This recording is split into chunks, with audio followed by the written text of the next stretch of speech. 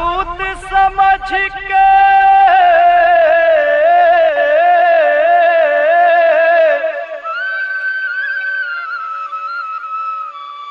घर के मुर्दाला छूत समझ के खन कोड़ के गड़ियाएगा।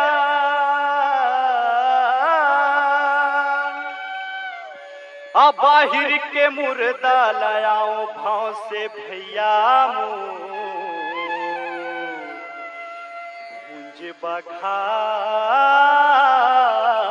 के खाएगा।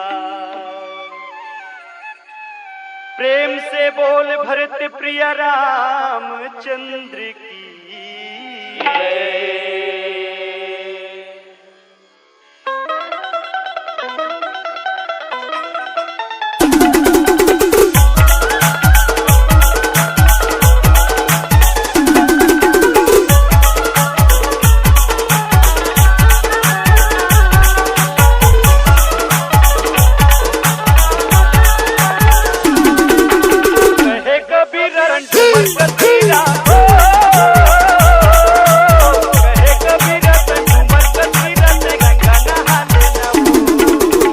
DJ Mayank